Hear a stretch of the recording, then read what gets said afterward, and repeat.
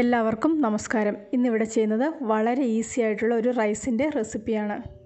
Szechuan fried റൈസാണ് ഇവിടെ ഉണ്ടാക്കുന്നത്. നമ്മൾ മാഗിയൊക്കെ ഉണ്ടാക്കുന്ന ആ ഒരു നേരം കൊണ്ട് നമുക്ക് ഈ റൈസ് ഉണ്ടാക്കിയെടുക്കാൻ പറ്റും.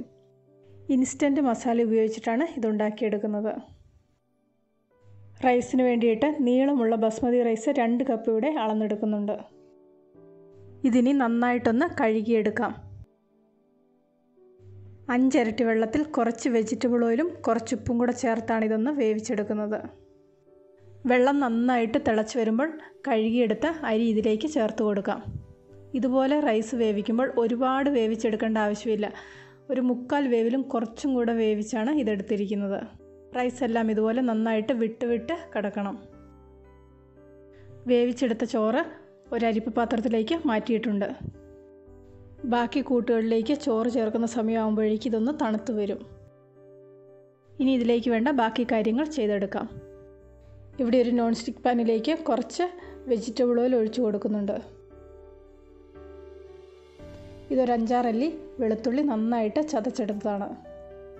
ഈ വെളുത്തുള്ളി ഒന്ന് വഴറ്റിയെടുക്കാം. ചെറുതായിട്ടൊരു മണം വരുന്നത് വരെ വഴറ്റാം. ഇതിൻ്റെ മണം വരാൻ തുടങ്ങുമ്പോൾ ഇതിലേക്ക് കുറച്ച് ഇഞ്ചി ചതച്ചത് ചേർത്ത് കൊടുക്കാം. 2-3 പച്ചമുളക് ചതച്ചതും കൂടെ ഈ സമയത്ത് ചേർത്ത് കൊടുക്കാം. ഇതിനി ഒന്ന് നന്നായിട്ട് വഴറ്റിയെടുക്കാം. ഇതിനി കളറ് മാറുന്നത് വരെ ഒന്ന് വഴറ്റിയെടുക്കണം. അതിനുശേഷം ഇതിലേക്ക് പച്ചക്കറികൾ ഓരോന്നായിട്ട് ചേർത്ത് കൊടുക്കാം. ഇത് കുറച്ച് ബീൻസ് ചെറുതായിട്ട് മുറിച്ചെടുത്തിരിക്കുന്നതാണ്. ബീൻസിലേക്ക് കുറച്ച് ഉപ്പും കൂടെ ചേർത്ത് കൊടുക്കാം. ബീൻസ് ചേർത്തൊരു 2-3 മിനിറ്റിന് ശേഷം വേണം അടുത്ത വെജിറ്റബിൾ ചേർത്ത് കൊടുക്കാൻ. ഇടയ്ക്കിതൊന്ന് ഇളക്കി കൊടുക്കണം. ബീൻസ് ഇവിടെ ചെറുതായിട്ട് കുക്കായി വന്നിട്ടുണ്ട്. ഇനി ഇതിലേക്ക് കുറച്ച് ക്യാബേജ് ചെറുതായിട്ട് മുറിച്ചത് ചേർത്ത് കൊടുക്കാം. ഇതും ഒന്ന് കുക്ക് ചെയ്തെടുക്കാം. ചേർത്തിരുന്ന ക്യാബേജും ഇവിടെ റെഡിയായി വന്നിട്ടുണ്ട്. ഇനി ഇതിലേക്ക് കുറച്ച് സ്പ്രിംഗ് ഒനിയനും ക്യാരറ്റ് ചെറുതായിട്ട് മുറിച്ചതും കൂടെ ചേർത്ത് കൊടുക്കാം. ഇനി ഇതിലേക്ക് ഉപ്പൊന്നും ചേർത്ത് കൊടുക്കുന്നില്ല. ഇതിലേക്ക് ചേർക്കുന്ന മസാലയിൽ ആവശ്യത്തിനുള്ള ഉപ്പുണ്ട്. അതുകൊണ്ട് നോക്കിയതിന് ശേഷം ഏറ്റവും അവസാനം ഇനി ഉപ്പ് ചേർത്ത് കൊടുത്താൽ മതി. ചേർത്തിരുന്ന വെജിറ്റബിൾസൊക്കെ ഇവിടെ റെഡിയായി വന്നിട്ടുണ്ട്. ഇനി ഇതിലേക്ക് ഇൻസ്റ്റൻറ്റ് മസാല ചേർത്ത് കൊടുക്കാം. ഇത്രയും അരിക്ക് ഈ ഒരു പാക്കറ്റ് മസാല മുഴുവനും ചേർത്ത് കൊടുക്കുന്നുണ്ട്.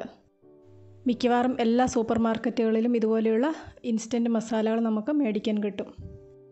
മസാല ചേർത്തതിന് ശേഷം ഒരു 2 സ്പൂൺ വെള്ളവും കൂടെ ചേർത്ത് കൊടുക്കണം. എങ്കിൽ മാത്രമേ ഈ മസാലയൊക്കെ ഒന്ന് നന്നായിട്ട് സെറ്റായിട്ട് കിട്ടുകയുള്ളൂ. ഇതിലേക്ക് സോസുകളൊന്നും ചേർത്ത് കൊടുക്കുന്നില്ല. ഈ ഒരു മസാലയിൽ തന്നെ എല്ലാത്തിൻ്റെയും ടേസ്റ്റും എരിവും കിട്ടും. മസാലയൊക്കെ ചേർത്തതിന് ശേഷം ഒരു 2-3 മിനിറ്റ് കഴിഞ്ഞിട്ടുണ്ട്. ഇനി ഇതിലേക്ക് നേരത്തെ വേവിച്ച് വെച്ചിരുന്ന ചോറ് ചേർത്ത് കൊടുക്കാം. ഇനി ഇതിലേക്ക് പ്രത്യേകിച്ച് പണിയൊന്നുമില്ല. ഇതൊന്ന് ഇളക്കി മിക്സ് ചെയ്തെടുത്താൽ മാത്രം മതി. ഏറ്റവും എളുപ്പമുള്ള സെഷ്വാൻ ഫ്രൈഡ് റൈസിൻ്റെ റെസിപ്പിയാണിത്. നമ്മൾ സാധാരണ സെഷ്വാൻ ഫ്രൈഡ് റൈസൊക്കെ ഉണ്ടാക്കുമ്പോൾ ആ മസാല ഉണ്ടാക്കാൻ തന്നെ ഒരുപാട് സമയമെടുക്കും. ആ മസാല ഉണ്ടാക്കുന്നതിൻ്റെ പകുതി സമയം മതി ഈ റൈസ് റെഡിയാക്കിയെടുക്കാൻ. ഇന്നത്തെ ഈ റെസിപ്പി എല്ലാവർക്കും ഇഷ്ടപ്പെട്ടെന്ന് വിശ്വസിക്കുന്നു. ഇഷ്ടപ്പെട്ടെങ്കിൽ ലൈക്ക് ചെയ്യണം, നിങ്ങളുടെ അഭിപ്രായങ്ങൾ അറിയിക്കണം, ഷെയർ ചെയ്യണം. കൂട്ടത്തിൽ ചാനൽ സബ്സ്ക്രൈബ് ചെയ്യാത്തവർ ആരെങ്കിലും ഉണ്ടെങ്കിൽ സബ്സ്ക്രൈബ് ചെയ്യാനും മറക്കണ്ട. സബ്സ്ക്രൈബ് ചെയ്യുമ്പോൾ റൈറ്റ് സൈഡിലെ ബെല്ലൈക്കൺ ഒന്ന് ആക്റ്റീവാക്കി ഓൾ എന്ന ഓപ്ഷനും ക്ലിക്ക് ചെയ്യാൻ മറക്കരുത്. എങ്കിൽ മാത്രമേ ഞാനിടുന്ന ഓരോ വീഡിയോയുടെയും നോട്ടിഫിക്കേഷൻ നിങ്ങൾക്ക് അപ്പോൾ കിട്ടുകയുള്ളൂ. പുതിയൊരു റെസിപ്പിയുമായിട്ട് വീണ്ടും കാണാം.